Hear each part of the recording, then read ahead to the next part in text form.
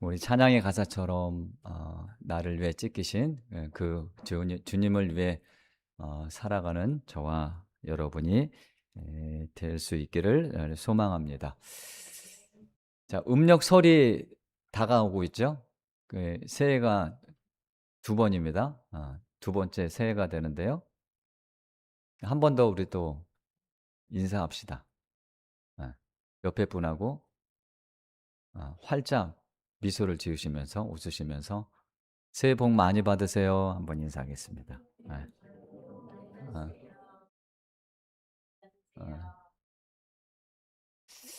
자, 올 한해 우리 수복늦게 모든 성도님들 가정 가운데 놀라우신 하나님의 은혜와 축복이 충만하게 임하시기를 주님의 이름으로 축원합니다. 네.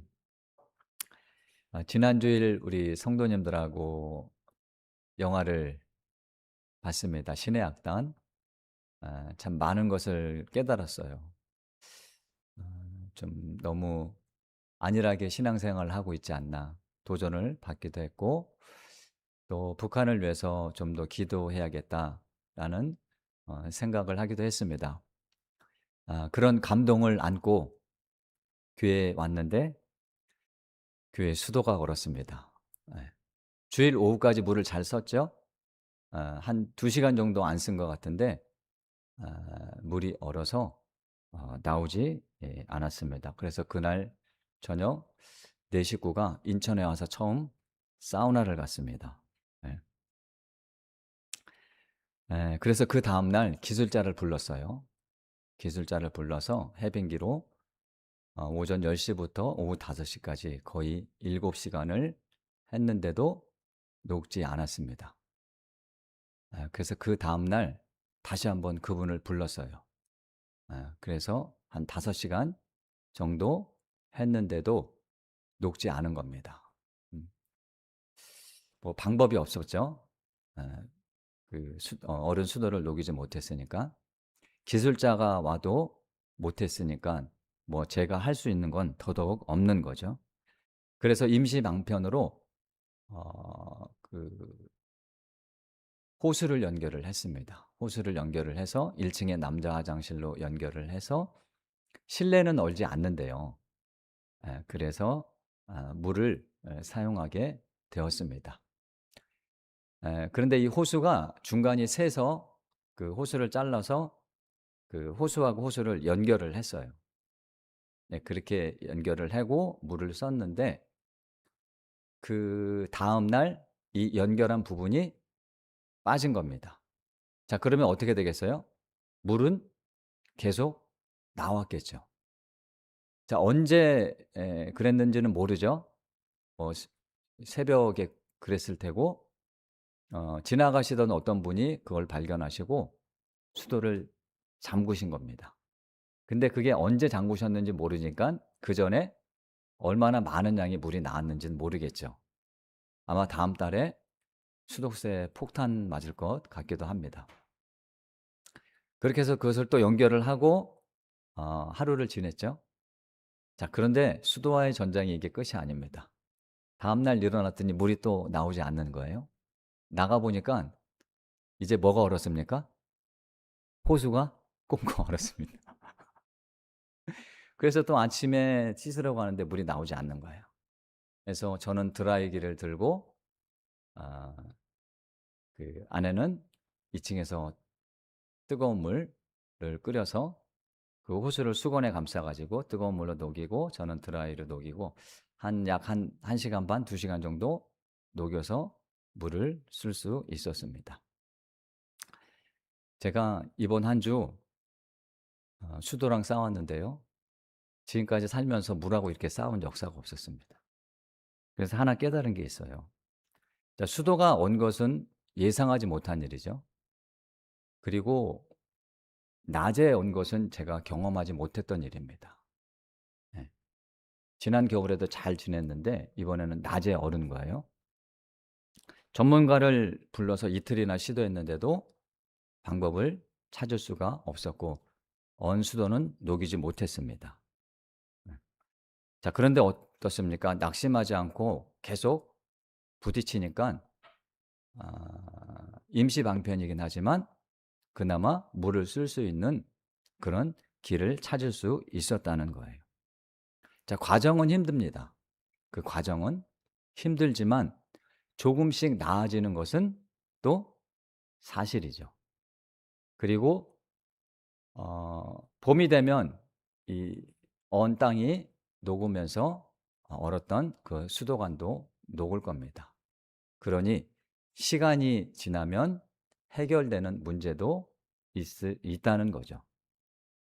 마치 우리 인생이 그런 것 같습니다.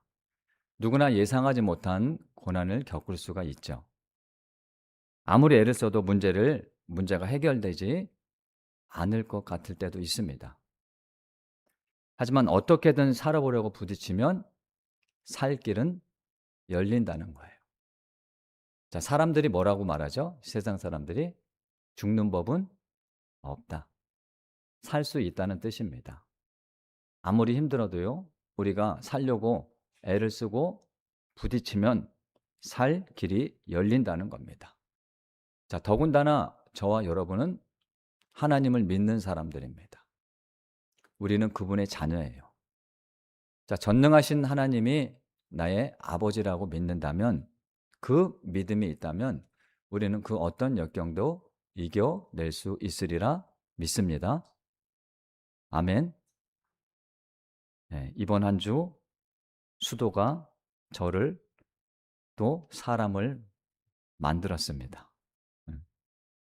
자, 오늘 본문에는 그 깊은 절망 가운데 있는 사람들의 이야기가 나옵니다. 자, 이 사람들이 왜 절망할 수밖에 없었는지, 그리고 그들은 어떻게 해서 그 절망 가운데서 빠져나올 수 있었는지 그 말씀을 오늘 좀 나눠보려고 합니다. 자, 마태복음이 이제 십자가를 지신 예수님의 이야기가 27장에 나오는데, 자, 27장으로 마태복음이 끝났다면, 자, 2000년이 지난 저와 여러분이 예수님을 믿을 수 있었을까요? 자, 27장이 딱 끝이다. 그러면 우리는 예수님을 안 믿었을지도 모릅니다.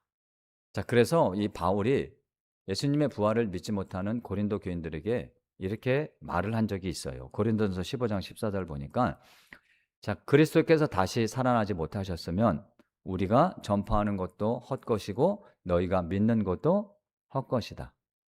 그리고 이어서 만일 그리스도 안에서 우리가 바라는 것이 다 이 세상의 삶뿐이면 이 세상 사람 가운데서 우리가 제일 불쌍한 자들이다라고 말을 했습니다. 하지만 마태복음 27장으로 끝나는 것이 아니라 몇 장으로 끝납니까? 예수님의 부활 이야기가 담긴 28장으로 끝납니다. 그래서 우리가 전하는 것도 헛것이 아니고 우리의 믿음도 헛것이 아니며 우리는 세상에서 가장 불쌍한 자가 아니라 세상에서 가장 귀한 축복을 받은 자임을 믿습니다. 믿습니까? 네. 자, 주님께서 고난받기 전에 제자들에게 3번 말씀하신 것이 있어요. 내가 앞으로 십자가를 질 것이다. 이걸 무려 3번이나 반복해서 말씀하셨습니다. 자, 그런데 그 말씀과 함께 십자가에 대한 말씀을 하시고 또 똑같이 3번 반복하신 말씀이 있는데, 그 말씀이 바로 내가 3일 만에 다시 살아날 것이다 라는 말씀을 하셨어요. 자, 분명히 십자가와 부활에 대한 말씀을 하셨는데 제자들의 귀에는 뭐만 들렸을까요? 제자들의 귀에는 그 앞에 있는 십자가에 대한 말씀만 들렸던 것 같습니다. 자, 왜 그런지 한번 보겠습니다. 자, 처음 예수님이 이제 십자가에 대해서 말씀하셨을 때 이 마태복음에서는 17장에 나옵니다. 그때 베드로가 예수님께 그런 일은 있어서는 안 된다고 항변을 하죠. 아주 절대적으로 반대를 합니다. 그리고 2번째 말씀하셨을 때는 모든 제자들이 12명의 제자들이 큰 낙심에 빠졌습니다. 그리고 마지막으로 3번째 말씀하셨을 때는 그 말씀을 하시자마자 제자 중에 야고보와 요한이 주님 나라에서 한 사람은 우편에 한 사람은 좌편에 앉게 해달라는 요청을 했죠. 그때 나머지 제자들은 어떻게 했냐면 그 자리를 자기들이 앉아야 되는데 야고보와 요한이 먼저 요청하니까 야고보와 요한을 향해서 버럭 10명의 제자들이 화를 냈습니다. 자, 주님은 십자가를 말씀하셨는데 이런 어처구니 없는 일들이 제자들 가운데서 일어났다는 거죠. 자, 왜 그러냐? 그 당시 이스라엘은 로마의 지배를 받고 있었습니다. 우리나라가 일본으로부터 36년 동안 지배를 받았던 것처럼 로마의 지배를 받고 있었기 때문에 식민지였기 때문에 이들은 자기들을 구원해 줄 그런 메시아가 올 거라고 믿고 있었어요. 이스라엘 백성들이. 자, 그런 믿음이 제자들에게도 있었던 겁니다. 자, 그런데 갑자기 예수님이 이 세상에 오셔서 많은 기적을 일으키신 거죠. 사람들이 할 수 없는 일. 자, 그러니 이 제자들은 예수님이 바로 우리나라를 로마로부터 구원해 줄 그런 메시아라고 믿고 있었던 겁니다.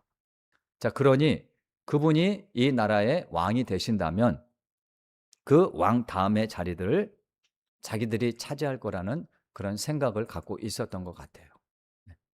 자, 그런데 그렇게 믿고 있었는데 그 주님이 뭐라고 말씀하시는 겁니까? 내가 앞으로 고난을 받게 될 것이고 십자가를 지게 될 것이다 라는 말씀을 하신 겁니다.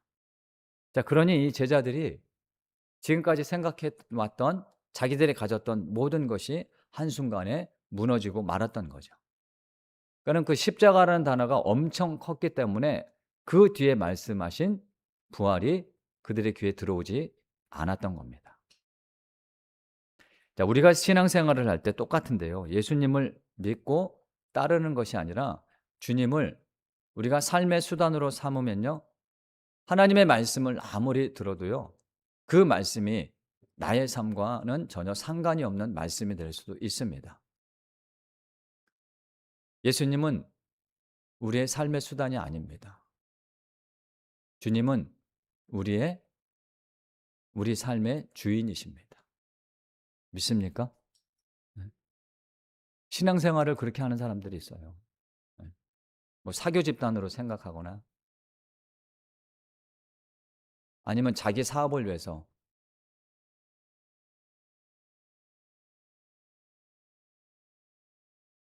자, 그런 신앙생활을 하면 아무리 하나님의 말씀을 보고 아무리 하나님의 말씀을 들어도 그 말씀이 그 사람을 변화시킬 수는 없습니다. 자, 예수님께서 십자가를 지고 장사된 지 3일째 되는 날 이제 오늘 본문의 상황으로 가볼 텐데요. 막달라 마리아하고 또 다른 마리아 여자들이 예수님의 무덤을 찾아갔습니다. 자, 주님이 죽으셨으니 십자가에서 죽으셨으니 이 사람들에게 이것보다 더 큰 절망적인 일은 없을 겁니다. 자, 그때 천사가 그들에게 나타나서 주님이 여기 계시지 않는다. 그분이 말씀하신 대로 다시 살아나셨다. 그러니 너희는 빨리 가서 제자들에게 예수님이 부활하신 것과 또한 너희보다 먼저 갈릴리로 가셔서 너희를 기다리실 거라는 말을 전해라 라는 말을 천사들이 천사가 여자들에게 하죠. 자, 그리고 그래서 이 사람들이 급한 마음에 빨리 제자들에 가서 그 소식을 전하려고 하는데 그때 이 여자들 앞에 주님이 나타나셨습니다. 예수님이 나타나셨어요. 그리고 그들에게 하셨던 첫 번째 말씀이 너희가 평안하냐. 주님이 죽으셨으니 이들은 얼마나 큰 상심과 아픔과 고통 가운데 있었겠습니까? 그래서 그들에게 너희에게 9절 말씀이죠. 예수께서 그들을 만나 이르시되 평안하냐라고 물으십니다. 너희가 평안하기를 원한다고 말씀하시는 겁니다. 자, 그리고 조금 전에 천사가 했던 말을 똑같이 반복해서 말씀하시는데 자, 뭐라고 말씀하셨는지 우리 10절을 같이 읽어볼까요? 본문 10절 말씀 예수님이 여자들에게 어떤 말씀을 하셨는지 같이 읽어보겠습니다. 시작. 이에 예수께서 이르시되 무서워하지 말라 가서 내 형제들에게 갈릴리로 가라. 거기서 나를 보리라 하시니라. 자, 이 말씀을 자세히 보세요. 가서 내 형제들에게 갈릴리로 가라라. 거기서 나를 보리라라고 말씀하셨죠. 네. 자, 예수님이 제자들을 뭐라고 부르십니까? 뭐라고 부르셨어요? 내 형제들이라고 부르셨어요. 제자들이 어떤 자들이죠? 예수님이 잡혀가실 때 다 도망간 자들입니다. 그런데 그런 자들을 향해 주님이 뭐라고 부르셔요? 내 형제들이라고 부르신다는 거예요.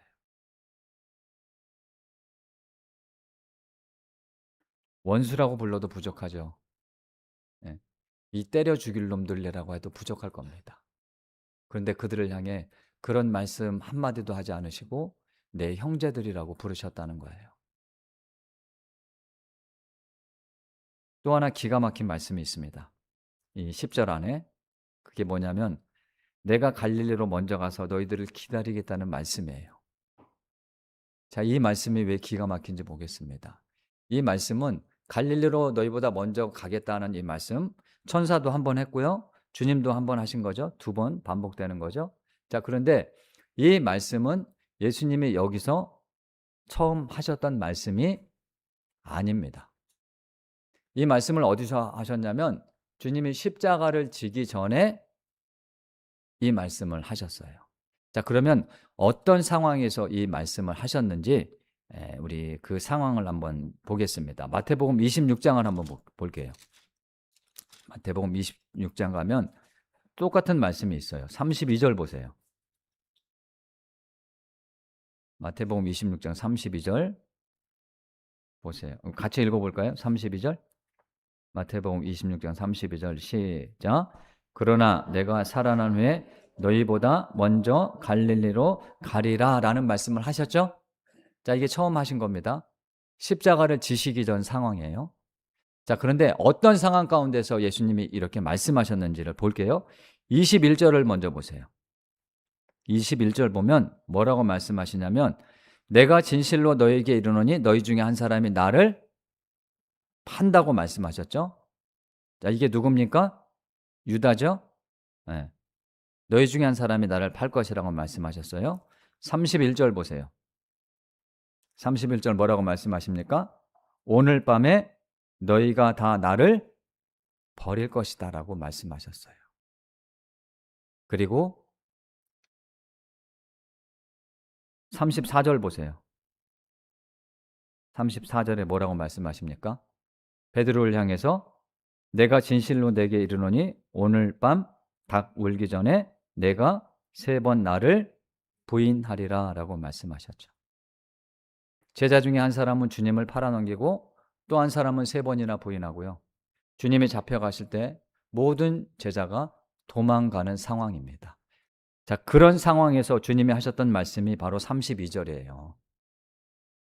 32절. 그러나 내가 살아난 후에 너희보다 먼저 갈릴리로 가리라. 이게 기가 막힌 말씀입니다. 자신을 배신한 제자들을 다시 만나고 싶으셔서요. 예수님은 그들을 처음 만나셨던 장소로 먼저 가셔서 그들을 기다리신다는 거예요. 어떤 상황 가운데서 주님이 이 말씀을 하셨는지 보자는 겁니다.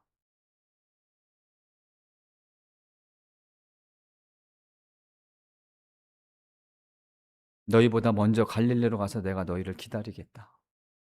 한번 생각해 보세요. 예수님 마음이 어떠셨을 것 같아요? 너희 중에 한 사람이 나를 팔 거야. 3번이나 부인할 거야. 그리고 다 나를 버리고 도망갈 거야. 그 가운데서 그들을 다시 보고 싶으셔서 그들을 다시 만나려고 제자들을 처음 만나셨던 장소로 다시 가서 기다리신다는 겁니다. 제자들이 가서 기다리는 것도 아니고 예수님이 먼저 가서 기다리신다는 거예요. 이런 기가 막힌 상황이 어디 있습니까? 우리가 믿는 예수님이 어떤 분인지 이 장면을 보고 저와 여러분이 깨달았으면 좋겠습니다. 주님은요, 그렇게 연약하고 믿음 약한 우리가 그런 존재라는 것을 다 아신다는 거예요.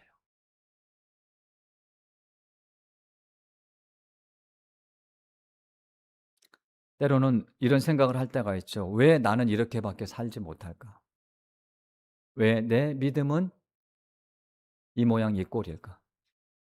그렇게 자책하고 낙심할지도 모르지만 주님은 그렇게 생각하지 않으신다는 거예요. 보십시오. 이런 제자들 예수님께서 끝까지 붙잡고 계십니다. 그들을 끝까지 포기하지 않으셔요. 그러면 그 은혜는 저와 여러분에게도 똑같이 임한다는 겁니다.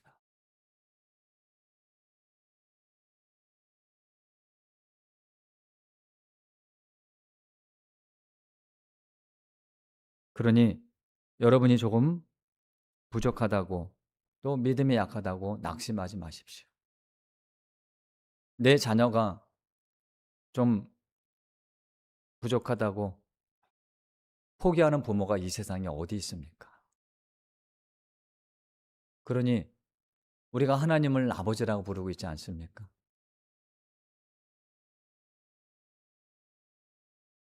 그 전능하신 하나님, 그 좋으신 하나님을 아버지라고 어 부르고, 그리고 우리의 연약함을 아시는 그분께서 우리와 함께 하신다는 그 믿음을 가질 때 우리에게 다시 살아갈 수 있는 힘, 또 다시 살아갈 수 있는 은혜의 길이 열릴 줄을 믿으시기를 바랍니다. 네. 이제 갈릴리로 먼저 가신 예수께서 제자들을 만나시고 그들에게 마지막으로 주셨던 말씀을 보면서 오늘 말씀의 결론을 맺겠습니다. 예수님의 말씀대로 가룟 유다를 제외한 11명의 제자가 갈릴리에서 예수님을 만나죠. 자, 주님께서 십자가에서 죽은 뒤로 제자들은 숨어 지냈습니다. 자기들이 주님의 제자라는 그런 신분 때문에 그들도 잡혀갈지 몰라서 문도 꼭꼭 잠그고 숨어 지내고 있었습니다. 절망 가운데 있었고 이들은 다시 살아갈 희망을 그 어디에서도 찾아볼 수 없는 상황에 놓였던 겁니다. 자, 그런데 그들 앞에 지금 부활하신 예수님께서 다시 나타나신 거죠. 그리고 제자들에게 세 가지 사명을 주셨습니다. 그들에게 주신 사명이 오늘 28장 끝부분에 있죠. 끝부분 한번 보겠습니다. 19절에서 20절인데 그들에게 세 가지 사명을 주셨어요. 제가 읽어볼 테니까 그 사명이 뭔지 한번 보시길 바랍니다. 자, 그러므로 너희는 가서 모든 민족을 제자로 삼아 아버지 아들과 성령의 이름으로 세례를 베풀고 내가 너희에게 분반 모든 것을 가르쳐 지키게 하라. 자, 첫 번째 사명이 모든 민족을 뭘로 삼아라? 제자 삼아라. 두 번째는 아버지의 아들과 성령의 이름으로 뭐를 베풀어라? 세례를 베풀어라. 세 번째는 주님께서 제자들에게 지금까지 가르치신 모든 것을 너희가 세상 사람들에게 가르치고 그들이 그 말씀대로 살 수 있게 인도해라 라는 말씀이었습니다. 그리고 끝으로 그들에게 주신 약속의 말씀이 있죠. 볼지어다 내가 세상 끝날까지 너희와 항상 함께 있으리라. 자, 볼지어다 내가 세상 끝날까지 너희와 항상 함께 있으리라. 주님을 버리고 도망갔던 제자들을 향해서 하신 예수님의 말씀입니다.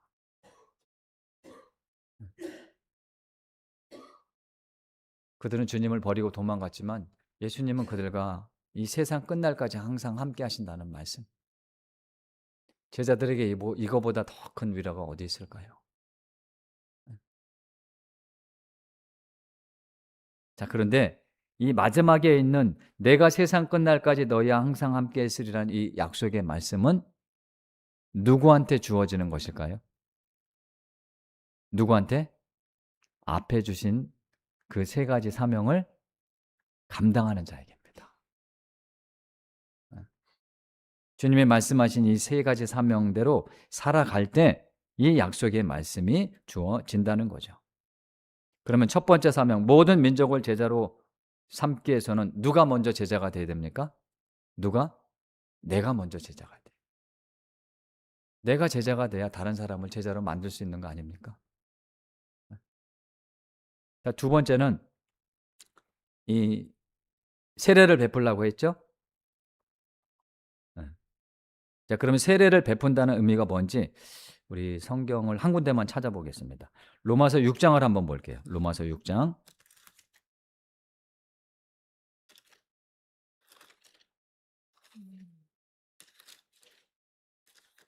자, 세례를 베푼다는 의미가 어떤 건지 찾아봅니다. 로마서 6장 3절 4절입니다.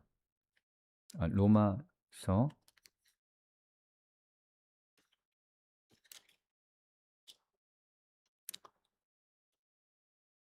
자, 세례가 어떤 의미인지 한번 볼게요. 로마서 6장 3절 4절 우리 같이 읽어볼까요? 중요한 말씀이니까 시작. 무릇 그리스도 예수와 합하여 세례를 받은 우리는 그의 죽으심과 합하여 세례를 받은 줄을 알지 못하느냐? 자, 그러므로 우리가 그의 죽으심과 합하여 세례를 받음으로 그와 함께 장사되었나니 이는 아버지의 영광으로 말미암아 그리스도를 죽은 자 가운데서 살리심과 같이 우리로 또한 새 생명 가운데서 행하게 하려 함이라. 자, 세례를 베풀려면 누가 먼저 세례를 받아야 되죠? 내가 먼저 받아야 되죠. 자, 그런데 그 세례의 의미가 뭐라고 합니까? 예수님과 죽으심과 합하여 죽는 게 세례입니다. 내가 먼저 죽어야 되는 거예요. 내가 먼저 죽어질 때 다른 사람에게 세례를 베풀 수 있는 겁니다. 그리고 세례 받은 사람은 어떤 믿음을 갖고 있습니까? 그리스도를 죽은 자 가운데서 살리신과 같이 우리로 또한 새 생명 가운데서 행하게 하려 함이라. 세례 받은 증거는 바로 부활 신앙입니다. 자, 그렇게 십자가와 부활에 대한 믿음이 있는 자, 그 사람이 이 세상에 나가 세례를 베풀 수 있는 겁니다. 똑같은 말씀이죠. 내가 먼저 제자가 돼야 제자를 삼을 수 있는 것과 똑같습니다. 세 번째 사명도 똑같죠. 주님께서 분부한 것을 세상 사람들에게 가르치고 지키게 해라. 그러면 이게 누가 먼저 행해야 합니까? 내가 먼저 그 말씀을 지켜야, 내가 먼저 그 말씀대로 살아야 세상 사람들에게 그걸 제시할 수 있는 거죠. 맞죠? 결국 이 세 가지 사명은 뭡니까? 제자로 사는 거. 예수님 믿는 사람처럼 사는 게 이 세 가지입니다. 그래서 오늘 본문 5절 말씀 다시 볼까요? 마태복음 28장 5절 보면 예수님을 어떻게 소개하냐면 십자가에 못 박힌 예수라고 소개하죠. 마태복음 28장 5절 십자가에 못 박히신 예수. 그리고 6절을 보면 그가 여기 계시지 않고 그가 말씀하시던 대로 어떻게 했다? 말씀하신 대로 살아나셨다. 예수님은 그가 말씀하신 대로 사신 분입니다. 그게 십자가의 자리를 할지라도 그가 말씀하셨기 때문에 순종하셨던 거죠. 예수님의 제자는 바로 그런 사람입니다. 예수님께서 말씀하신 대로 사는 자가 바로 제자가 되고 그 제자가 주님 주신 사명을 감당할 수 있는 겁니다. 주님의 죽음으로 인해 모든 것이 끝났다고 생각한 이 절망적인 제자들에게 예수께서 다시 나타나셨죠.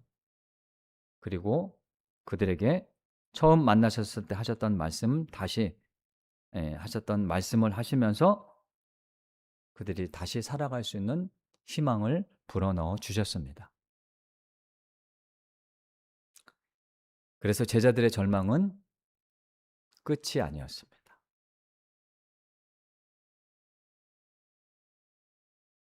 주님은 그들의 절망을 다시 시작할 수 있는 희망으로 바꿔 주셨기 때문입니다. 하지만 그렇다고 해도 앞으로 살아가는 날 가운데 그들에게 어려움이 없다는 보장은 없습니다. 하지만 그 상황 가운데서 주님의 약속하셨던 그 말씀, 내가 세상 끝날까지 너희와 항상 함께 있으리라는 그 주님이 함께 하신다는 그 믿음이 있기 때문에 그들은 어떤 역경도 이겨낼 수 있을 겁니다. 사랑하는 성도 여러분, 오늘 말씀 다 잊어버려도 이 말씀만은 꼭 기억하십시오. 볼지어다 내가 세상 끝날까지 너희와 항상 함께 있으리라. 한순간도 우리를 떠나지 않으신다는 거예요. 우리가 이 말씀 붙잡고 올 한 해, 새롭게 펼쳐진 올 한 해 살아갈 때 어떤 어려움도 이겨낼 수 있고요. 견뎌낼 수 있고 낼 수 있으리라 믿습니다. 그 믿음 안에서 힘차게 주님과 동행하는 그런 한 해의 삶을 살아가는 귀한 우리 성도님들 다 되시기를 주님의 이름으로 축원합니다.